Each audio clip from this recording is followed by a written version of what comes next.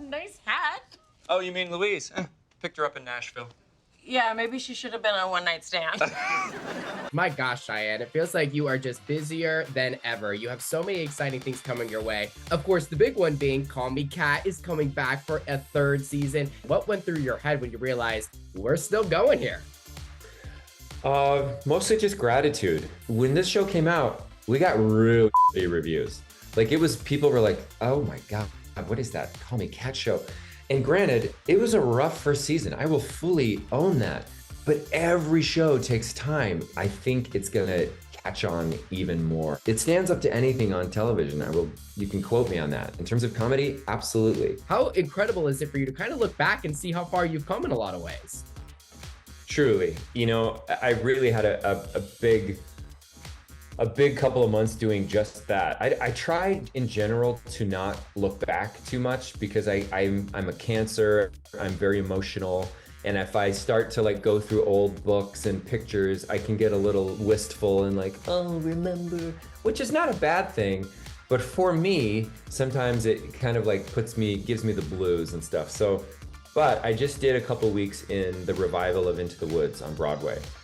And I hadn't been in a Broadway show in 10 years. And I was away from my family for a month, the longest I ever have. And I had a lot of time to sit and be with myself in New York and really reflect on this little queer kid from northern Idaho who didn't fit in, but music and acting and performing was my way out of that town. And then when I see the goals that I've set for myself, and here I was in New York about to go, sing Sondheim with Sarah Bareilles, it was just like, in my 8th or 9th Broadway show, it's just, I can't even believe it, it's my life. How important is it for you to not only use your voice for so many important causes, but of course to amplify other voices out there that aren't being told? I mean, it's everything. Being other in the town I grew up in, I know what it feels like to be a minority. I know what it feels like to have my rights questioned and my people say, telling you that I can't get married or I can't be a dad or I can't do whatever. So as long as I'm here and as long as I can make any kind of difference, I will always continue to lift those up that can't lift themselves up. That's how my mom and dad raised me, and I just don't understand why everybody doesn't do that. I want to see my story, and I want to tell other people's stories that don't get their stories told. And I just want to make fun, great stuff that I would want to watch. And I'm kind of a snob when it comes to what I watch, so not always. I love some Real Housewives and stuff too. You gotta layer in. Yes, it's all about like staying, diverse. You want to have a little bit of everything, right? You can't. They can't all be, HBO dramas. You gotta like throw in some Bravo. But I gotta tell you, I'm also manifesting another Linda Evangelista moment on Drag Race.